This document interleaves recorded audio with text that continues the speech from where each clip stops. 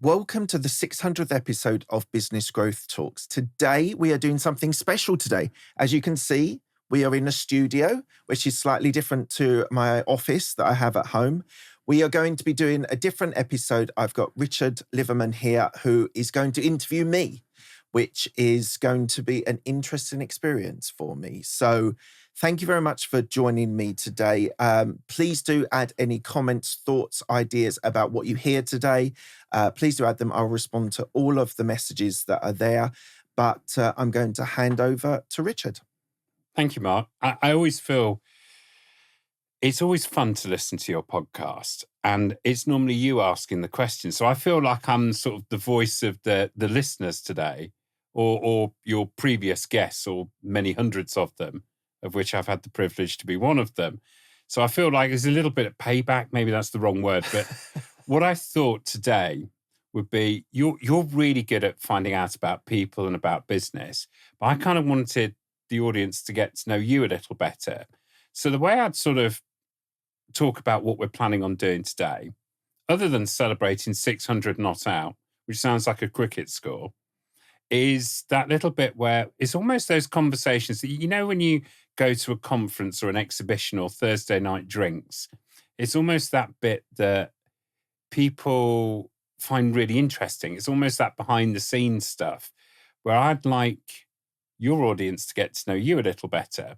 So I know it's always the bit where you're always asking the question. So we're reversing it today. So this feels incredibly uncomfortable for me because even guesting on other shows, it's very much designed around the business sphere and how I'm running my business, how I run my podcast. But we are going to go deeper into areas which a lot of people will not have known about me. You're in safe hands, Mark. We've all been listening to you. We know you're in safe hands. I've got all the questions ready. There's lots of preparation. And this is all the stuff that you do. And I think it would be an interesting experience for you today. And I was at the 500th podcast where you did a live show, which was an amazing thing to watch and see. So you survived that. Let's see if you can survive this podcast. Let's see how we go. Okay. But before we talk about this, let's get to know you. What do you like when no one's listening? What do you like? What is it that, you know, who are you? I think I'm a bit of a paradox. I've been thinking about this. So I live in the city. I live in London, but I love being in the countryside. Whenever there's an opportunity to go visit friends or family, I like going to the countryside. I also am quite extroverted. I like spending time with people and being with people, but also there's really enjoyable times when it's just me and I'm quiet and calm and not socializing. So I kind of think personally I'm sort of a paradox and to live with. I think it very much is sort of like a flexing between times of socializing and being around people and also times on my own. Well, let's talk about your family. What would they say you're like? Yeah, I think they would say from their point of view, I'm reliable, I'm dependable. I think they would say that I'm quite fun. I like to joke around with them. I have quite a droll sense of humor, which sometimes irritates my family quite a lot. You're quite sarcastic. Do you have that British sarcasm? I used to like spend most of my time being sarcastic. What it's evolved into is sort of like a jokey nature. Like I joke around with my daughters a lot and just sort of like my sort of puns and obvious sense of humor that they now enjoy. I think they've learned to appreciate. My wife as well has learned to appreciate my sense of humor. So we've said what you think they would say. What would you hope they would say? I think the whole point of being a family man, dependable, available as well. So moving from a corporate job into doing my own thing, business owner, I've been available a lot more And that's something that's very precious to me. That's something that is very, very dear to my heart, that I'm available and there for my kids and my wife. I think that's really nice, and something that I certainly relate to. Somebody that's worked corporately and having their own business, and it's not to say you can't do it when you're in the corporate side, but I think that sense of balance is quite an interesting thing. And having listened to many of your episodes, there's always a calmness in you, right? Can you just? Is this all an illusion? Because I saw like the start of this podcast when we've reversed it. There's a little bit of nerves there, but you've done a lot of these. Is this illusion of calm? Is it actual you, or it is? I get excited about certain things. Like my rugby is a great passion of mine. I played when I was younger.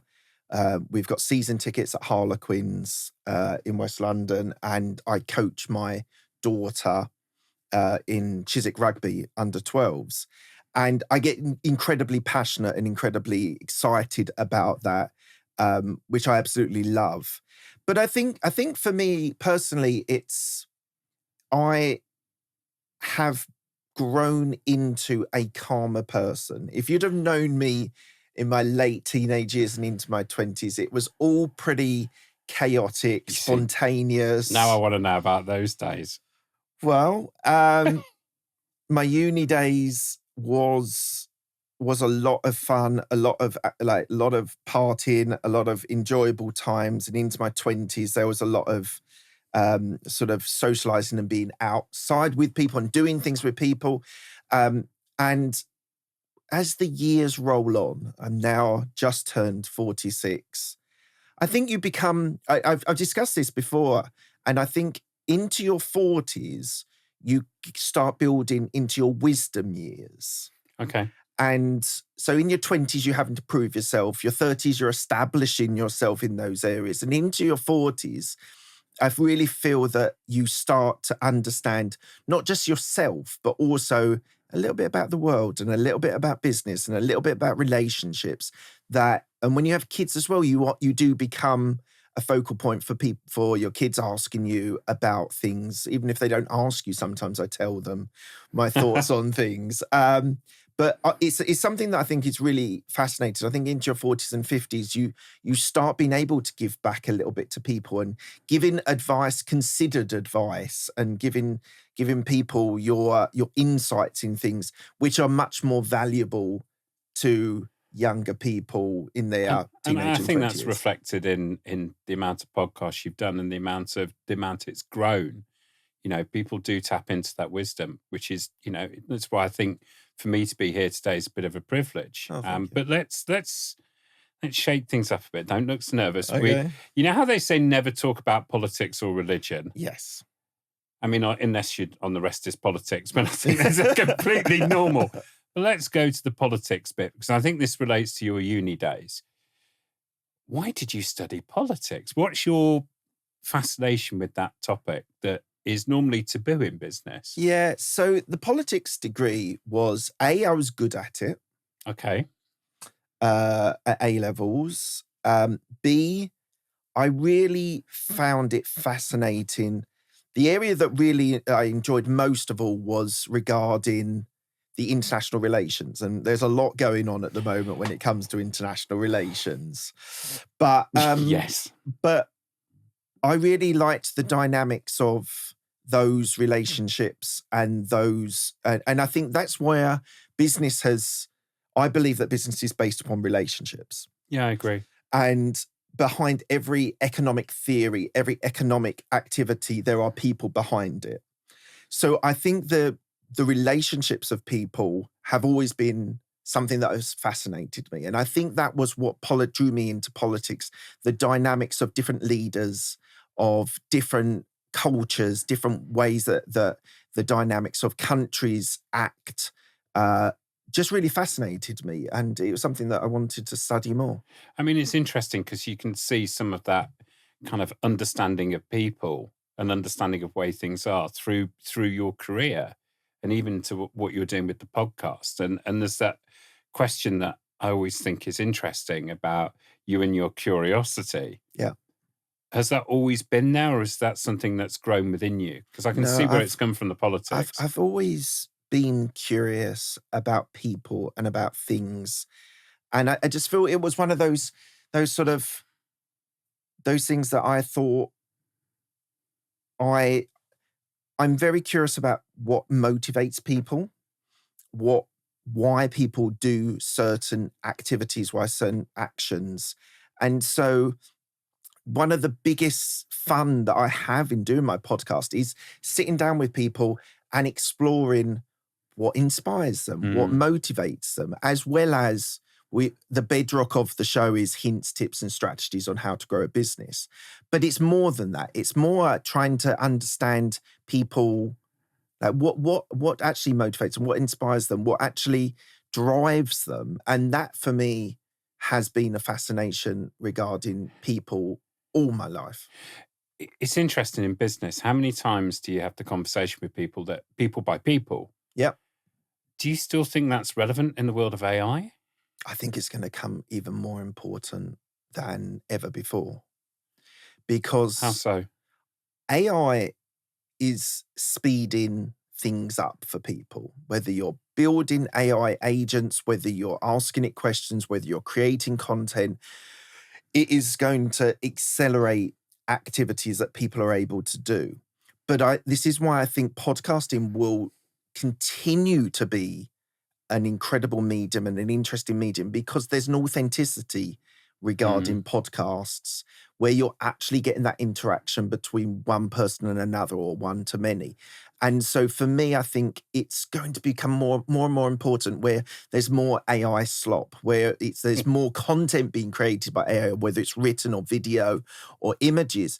I think people are going to thirst for human interaction. We're seeing it after COVID as well. People are now wanting to do face-to-face networking events, conferences, speaking gigs, because people are thirsting for it. People are desiring it a lot more. And I think with the advent of AI, it's only going to make the human interaction more precious. Yeah. And I think it'd be interesting to see how the podcast progress that you've created, because I do think there's that bit where if you tune into an episode, you get to learn about somebody, you get to learn about their beliefs, and normally in a business sense. But I do think there's that bit where I think asking the right questions and actually getting to understand who that human is, yeah, you're absolutely right, has never been more important than what it is now. And the formulation of the questions is really, really important for me. Why? Because you need to bring out, so I'm there to showcase the business owner. It's to raise them. It's to raise them and be able to use this as a platform to be able to show their experience, their expertise, and their knowledge. But the formulation of those questions is one thing that really drives me to make sure that I'm giving my guests this platform that they can share a bit of themselves as well as their business and promoting and their business. Yes, I always think it's interesting when you see people being interviewed when they're just trying to sell you something. Yeah. I think as an audience, you're like, oh gosh, here we go again. Yeah. You know, especially I always think around Christmas with chat shows, like, oh, here's a celebrity with a book. Yeah. Okay, tell me something interesting. And I often think it's the people behind.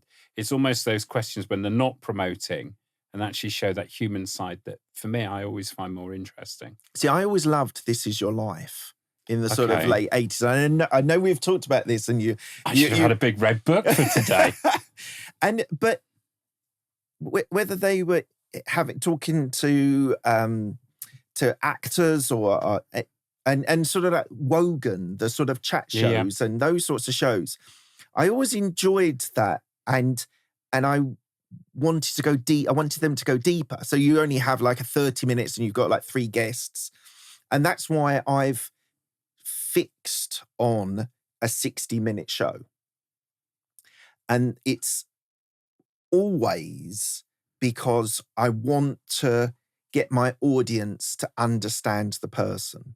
Which explains your curiosity. Yeah, 100%. And your use of politics. When you were Going back to your younger self, Yeah. when you were younger, what did success look like? If you're going this is your life route, when you sort of finish university as a point, what was your vision of success back then? So my mum and dad always said to me, just be happy. Okay. They said, if you want to be a dustman, be a dustman. Okay. As long as you are happy in your life. So, but I always wanted more. I always wanted, I don't know, to be relevant or and I've no ambition to be famous. When I first started the show, it was not in the essence that I wanted to have 1 million downloads or 10 million downloads or anything like that.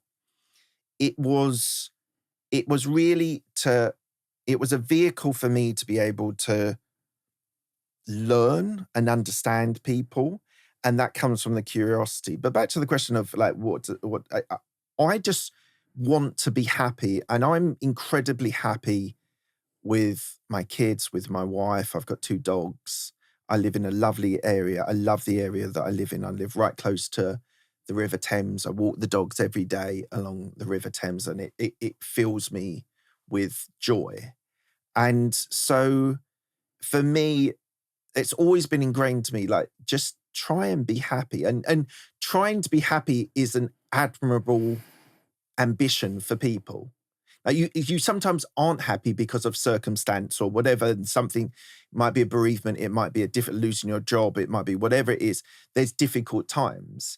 But if you have the ambition to try and be happy, then you have a greater impact on the people around you, because you're hopefully lifting them up. You're hopefully bringing joy to their lives and supporting them, that they can then go forward into their lives. It sounds like your younger self, if you were checking in on those criteria, you sound pretty happy and content with where you are now. I'm very happy. I'm very happy in what I do now. I've been able to build that into my life, and that change from corporate into business owner, like the job. The other thing with my dad, he worked in corporate for 30 years. Okay. And so I thought that was the path we all took. I thought that's what we all were expected to do.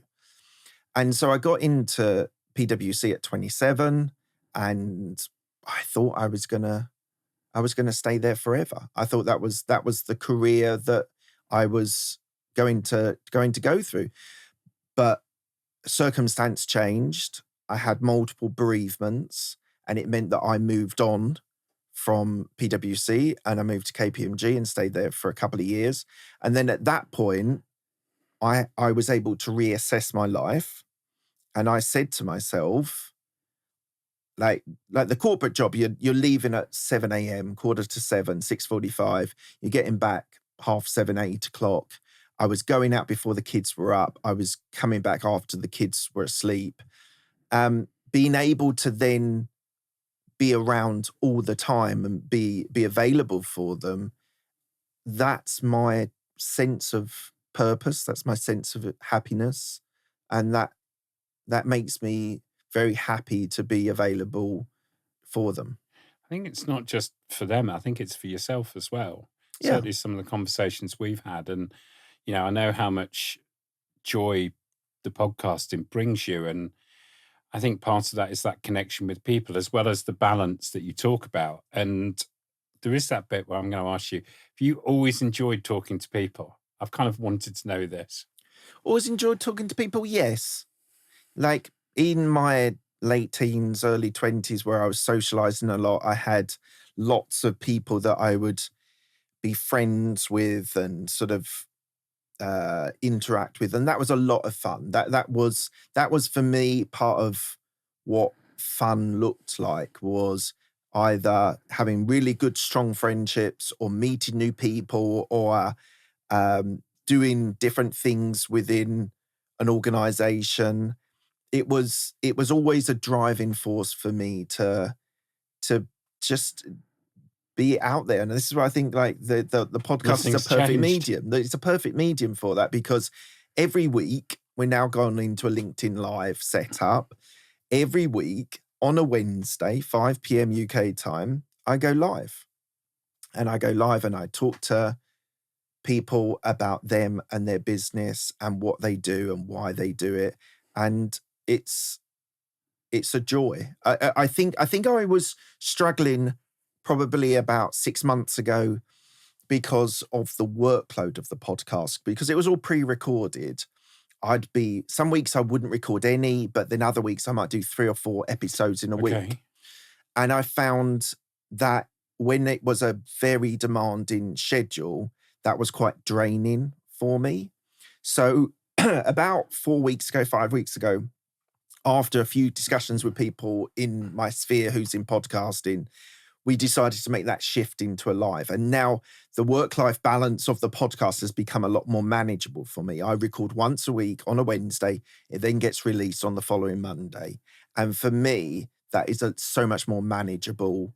And I don't feel like I'm going into burnout, because it feels once a week I do the show, once a week I do the editing and release. Preparation required. Oh, 100%. Yeah. And I do that more than probably, I wouldn't say most, definitely more than some.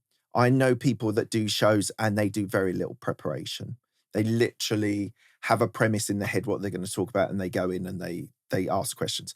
I'm not like that. I've always been someone who wants to prepare, who wants to be ready. And so I'll spend an hour on every guest, researching them and trying to understand them, where they've got stuff online, where they've got other interviews, whether they've got bios. I will be looking to try and draw those points out to make it an interesting show, to make it an engaging show. I think that's that curiosity in you. We talked about your parents a little bit, and one of the questions I had, we talked about the earlier part of your life. What were the key influences they had on you? Do you think, other than that, a corporate job is for life kind of part, but what were the other influences that you see in hindsight now that they had on you? So sport has always been a massive part of my life. It's always been an important aspect for my life. Played rugby, I played cricket. They were my main 2 sports growing up. Absolutely love them now. Don't watch as much cricket as I did, but still, when I get the opportunity, enjoy that. And that was actually an interesting, and I think, as I say, my experience as a 15, 16, 17-year-old of there's a win-loss mentality. You either win or you draw or you lose. Yes, try explaining to an American how a 5-day game of cricket can end in an exciting draw. I mean, the point is, it is exciting sometimes. I know. But for me in business, it was moving that mentality into a win-win scenario for people, and being able to make sure that you both won was a significant I was going to say, change. were you quite competitive when you were younger? Hugely. Was this board games? Was this everything you did? Everything. I was insanely... Have you settled down a bit? Yeah. I've settled down a lot from that. There's still friends of mine that I'd still meet up with, and there's a lot of banter, a lot of jibing. It's just the natural sort of that, and there's a competitive element of that with some of my friends. But I think, like, for me, I always wanted to win, and ironically, the teams that I played in were always winning more than they were losing. So we did lose, and you have to learn how to lose and how to lose well as on top of that. But I was always, there was an element of the teams that I played in, we were quite good. So winning breeds winning. You then, in your mentality, you want to win more. And therefore, the whole, like, supporting teams can be such an roller coaster. We're having a terrible year with Harlequins, my team, at the moment, and England haven't done very well in the rugby recently. And you have to learn how to lose and do it graciously. But But for me, winning was quite an important aspect of it. We'll come back onto the sports side shortly. I think the learning to lose is something that in business you have to really take on board. And often I think there's a brilliant quote from Arsene Wenger, former Arsenal manager, that said he never remembers the victories. He remembers every defeat. They're like a scar. Yeah. And I think there's something about that in business. You know, there's nothing better than when you win a tender or a pitch. Yeah. But it's always the losses that you remember. And it's, I think, a really, really, the correlations between sport and business is something that, you know, you and I have spoken about. And But losing, you learn from your losses more than you win. You learn from your wins. Yes. And that was something. But we don't like talking about that, do we? But we should talk about it much, much more. I agree. Because when you lose something, it gives you an opportunity to be able to grow from that loss. What did you do? What were the failings on your side? What can you change the next time that can turn it into a win? And I think we don't embrace that enough. And there's people, social media influencers that say that losses are more important. And sometimes I don't know if it's my algorithm, but sometimes I feel like it's being bombarded to me. And some people aren't seeing that sort of content. So they don't always understand that a loss does not have to make you spiral into a sadness or a depression or like a downtime. You should be able to build from that and learn from those lessons for the next time. Absolutely. And drive creativity to fix them. Yes. 100%. Well, we said we weren't going to talk about religion. Right. Brace yourself. I hear you're a Jedi. So if anyone does remember this, there was a census which, for our American viewers, is like they review basically the every 10 demographics of our people in the UK and the information, and they always ask the religion. And I think it was around 2001. There was one that was done, and we all did it as a joke to put the religion as Jedi. And I'm sure at the time it was like something insane, like just over 1% of people actually put down Jedi. And we just discussed this earlier and said, like, this went viral before virality was actually a thing. And for 10 years, Jedi was an official British religion. So, you know, before virality was fashionable, you made it happen. And I thought the reason why we were talking about this earlier was it's quite funny. But there's also a little bit where I know that you're a massive Star Wars fan. And I am. This is one of those questions where, how did this start? Started very, very young. So Return of the Jedi came out 1983. And I think it was 1984, my mum took me and my brother, who was 3 years older than me, to the cinema to watch Return of the Jedi. Wow. And I remember being scared so much by the Rancor, the big beast in Jabba's hut, for those Star Wars fans that remember that. And so it was something it was a phenomenon in the early 80s and into mid to late 80s. And I collected figures, and so this was like, it was an incredibly a brilliant marketing campaign by George Lucas. For the first time, toys became things that people wanted to collect and play with. So when my parents passed and we went up into the loft and I knew all this stuff was here, I've got boxes and boxes of... How many? Well, we ended up bringing it all back to my house, putting it into our loft. I would say there's probably 5 or 6 big there's boxes. A lot of value in that stuff. So the stuff that I've got is very played with. So it was. Well, are we talking recently or back in the 80s? No, back in the 80s. So they're not pristine or anything like that. And it was interesting. I was talking to my daughter just around this sort of subject, and I went online and looked up Star Wars toys, and there's so obviously the boxed mint condition stuff is a lot of Huge money. But even the figures and toys that are out of their box still hold more value than I even thought was Really? possible, even though they've been played with and things like that. So I don't know if that's my pension. I don't know if that's I'm not sure you'd be able to sell inheritance. it. Or it'd be more boxes for your kids' loft in the future. That's it.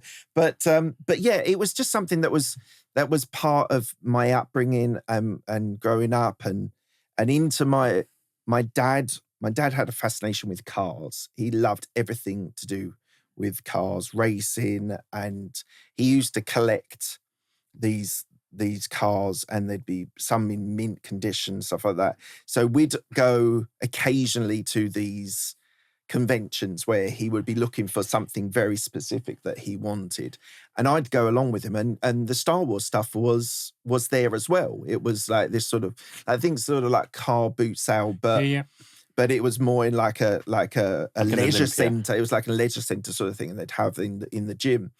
And so into my teenage years, I started collecting some of these other things as well. And my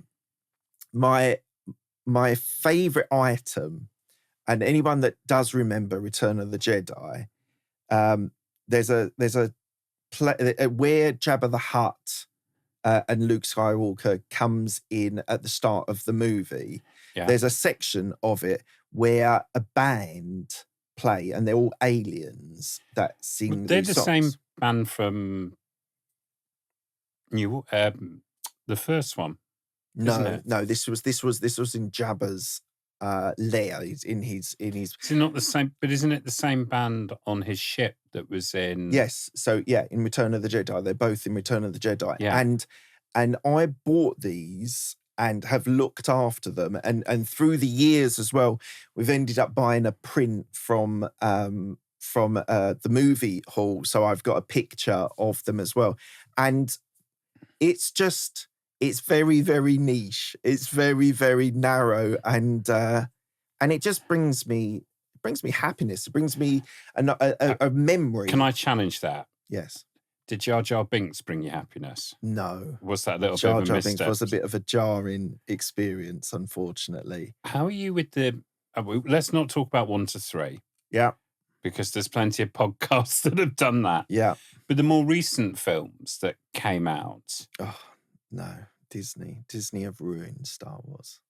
Really? Would you not be tempted to go to Disney, to go to some of the stuff that they've created? Yeah, so that's an interesting one, because we've not done the Star Wars in Florida or in Paris yet.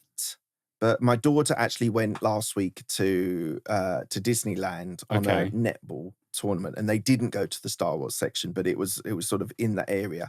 And she's now very keen to bring my... Are you taking your kids through the Star Wars universe? Because this is, I'd imagine, quite an important thing for you. Yes. I made them watch the original, and they enjoyed it. They actually enjoyed Lord of the Rings more. We watched Lord of the Rings over Christmas. Okay. All 3 movies, Christmas Eve, I Christmas just Day, want to pause the Boxing Day. podcast and say, you're a great father. But do you know what? It's another one. I read those books in my teenage years and sort of understand a little bit of the lore behind it. And they really, when we had to stop the movie multiple times, which is quite frustrating. But when you're sitting with your kids explaining the lore behind Star Wars or Lord of the Rings, it's and then being engaged and interested, it is actually, you feel like you're passing on a little bit of geekiness, which I think everyone should have a little bit of geekiness in there. It should be things that you're passionate about. I love the Star Wars connection that you passed on with the kids and Lord of the Rings. And as somebody that went to visit the Forest of Endor 4 years ago, I'm not gonna lie, it's very cool. Yeah. Very, very cool. And I think those passions that you can share with, your family are fantastic. But they're also the kind of things that it's those water cooler moments. When I found out that you were a Star Wars fan, I immediately, I was going to say, got my lightsaber out. But for those that are Star Wars fans, you'll know what I meant. And I think there's that little bit where it's that human connection, and I love the geekiness side of it. And I know that you've got a little bit of a geekiness with books as well. I know we're Yes, surrounded by books, we are. which is quite amusing. But I know you're into your detective stuff. Not detective, spy stuff. So Okay. my dad was into John le Carré, Legend.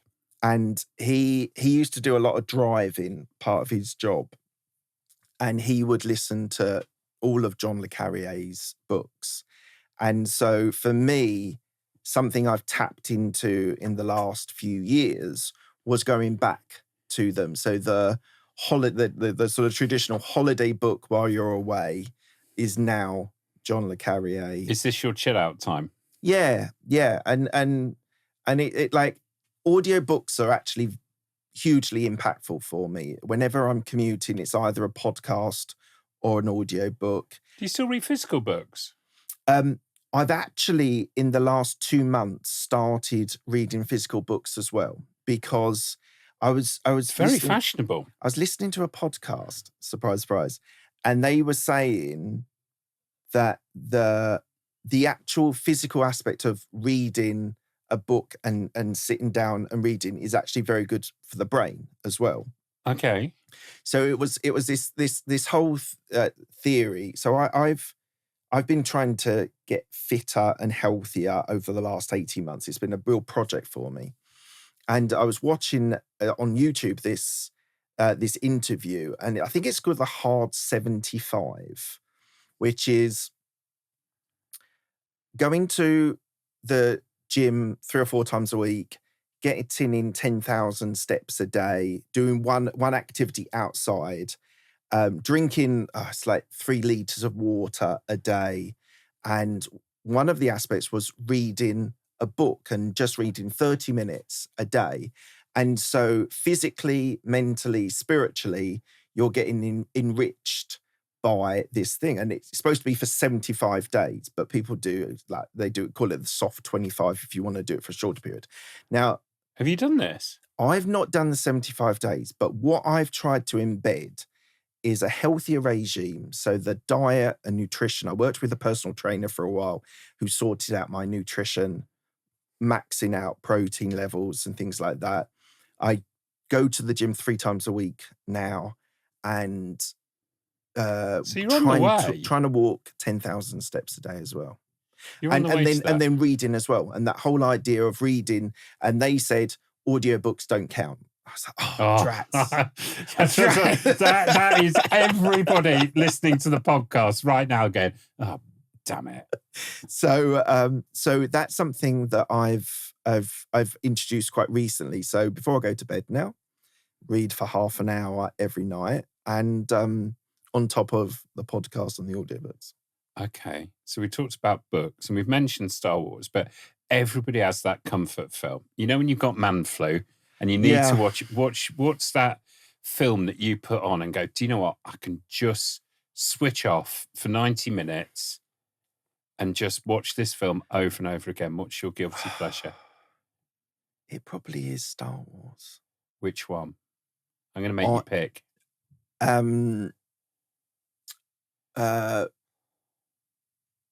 Empire Strikes Back, the second one, or Revenge of the Sith, with the turning into Darth Vader. That was very, very poignant for me.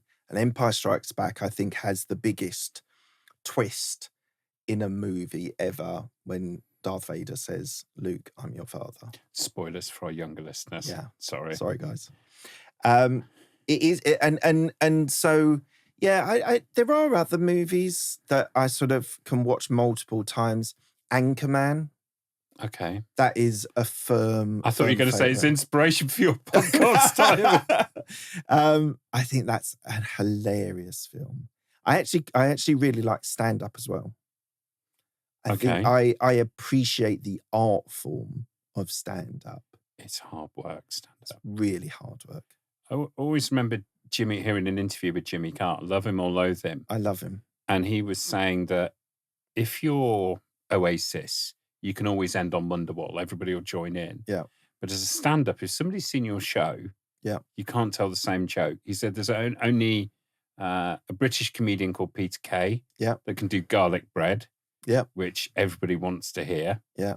But there's that little bit where I always think comedians have got a real intelligence with. Yeah, and what I love about it, because when I was dating my now wife, we used to go to quite a lot of stand-up gigs. Okay. And we started getting into the realms of, yes, you'd go to Wembley Arena and you'd do sort of like the massive things. And that's obviously what most people start with. But we ended up going to, there's a little place, Leicester Square Theatre, which holds about 200 people, something like that. It's very, very small. And we saw Ricky Gervais. So what they use Leicester Theatre, or he uses Leicester Square Theatre for, is when, even before he's got the tour, which might be 100 dates globally, you do it in stages. You work backwards from the tour. Okay. Into often sort of like auditoriums or theatres, which might be a few thousand people, and then at the start, you go to these sort of 200 seats. And there's actually one in Chiswick, which some regulars of Chiswick who are comedians start at. And they test material. Okay. They test the jokes in a theatre with 100 to 200 people. And literally, they will walk on with a piece of paper and they'll be reading through their jokes and sort of ad-libbing and building from there. And the reason why I love the craft of it is they're dictated by the audience. So they are getting instant feedback on what works and what doesn't work. So they'll tell a joke, and if it gets a laugh, they'll then take that onto the next stage. Yeah. And they might develop it and build that story behind that joke. So you're literally seeing an artist develop their craft in front of you. The other thing which fascinated me was, I don't know if you saw on Disney, there was the Get Back with the Beatles. So there was a documentary written by Peter Jackson, not written, but created by Peter Jackson from Lord of the Rings. And it's insane. It's like 7 hours broken up into hour episodes. And it is the Beatles creating Let It Be, the album. Okay. And there's an example of a situation where you've got Paul McCartney and John Lennon working out a song from a line. So it was Let It Be. And they're sort of like just strumming on the guitar, working out how to craft that song together. And these are the things, like the craft of a musician writing a song, the craft of a stand-up comedian and how they do it. These are the things we talked about curiosity. It's your curiosity. It's the curiosity I was just thinking side. that. And I love seeing behind the doors and actually seeing, as a musician, writing a song and how so they would only get to a certain point where they then introduced the other two, Ringo and George, into then crafting their parts of the song. And it was so geeky, honestly. It's like 7 hours, 8 hours of this. But it's no different. If you think about it, I was just listening to you and I was just thinking about, when you see a new business starting on a napkin, they always say it starts on a napkin. Yeah. And you watch it grow. And I think there's something really exciting about that. And I remember, when the Star Wars films came out, the original ones in the 80s, there was the behind the scenes making of it with all the models and everything else. Yeah. And it was as interesting as the film. Oh, the DVDs were so good in the late 90s that came out, the behind the scenes But stuff. Isn't it strange though, when you look at social media and the stuff that really hits with a lot of businesses, it's always the behind the scenes stuff. It is. You can create something that's absolutely beautiful and it's the imperfections or that. But it's the authenticity. And this is why podcasting is so important. We're sitting here having a conversation and this is me. This is you. And that's the dynamic, and that's and what we're getting to know the geeky side of you. Get to know the geeky side, which is great, which is something that when we were discussing this before, when I was like brainstorming this with you, we wanted to explore that because it's behind the scenes that most people don't know. There's a question I always ask on every episode.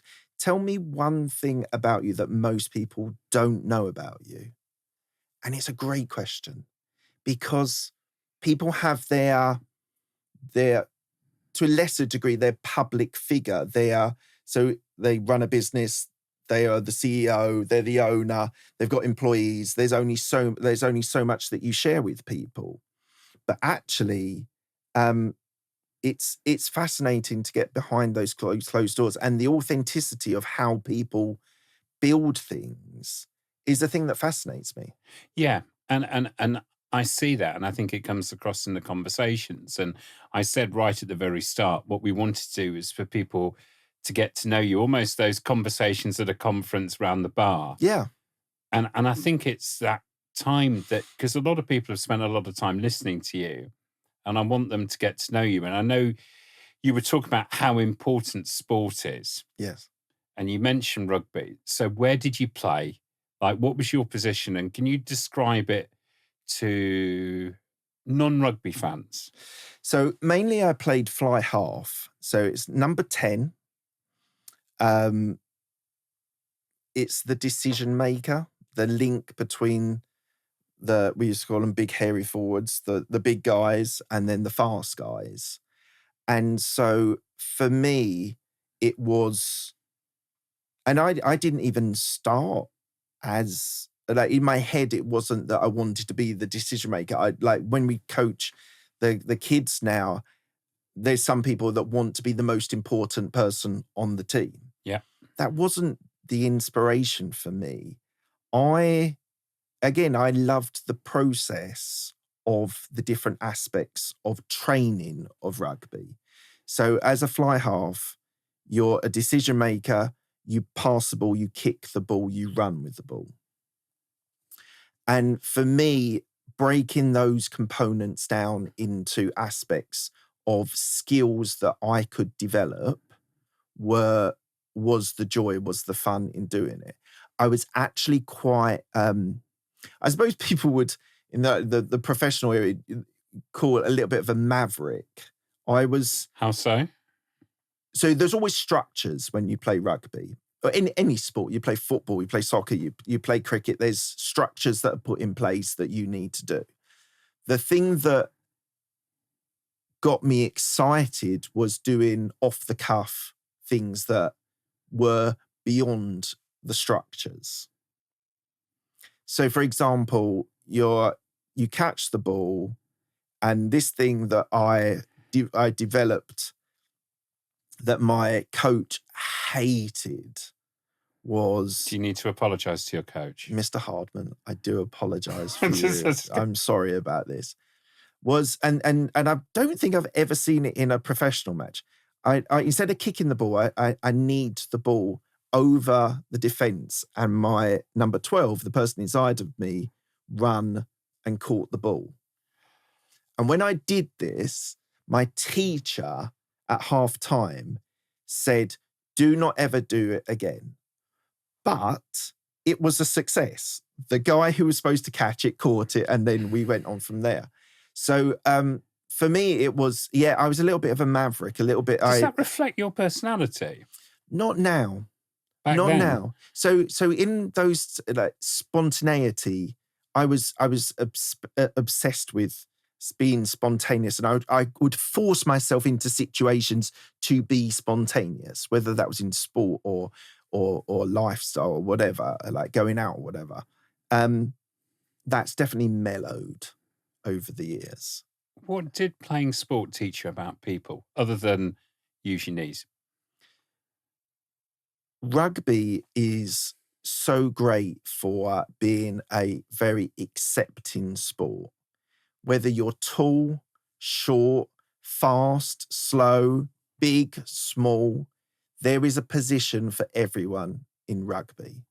And I think that's one of the reasons why I love that as a sport. It's a very inclusive sport, where football team, everyone has to now, especially in the modern era, has to be able to run 7, 8, 9K in a match. Yeah, in a match. Where, yes, it's a wonderful balance between strength and speed and skill. And I think that's one of the reasons why I love it so much is that it has that balance between and then inclusivity as well. What do you like as a spectator when you go and watch Quins? Are you a shouter or a screamer? Are you a calm person? Do you offer some advice to the players? That is the end of part 1 of the 600th episode of my show, Business Growth Talks. Thank you so much for being part of such a special day and a special occasion for me. We're going to be doing the next episode very soon, so check out that, where I will talk about all manner of more subjects that you as the audience don't usually get to see.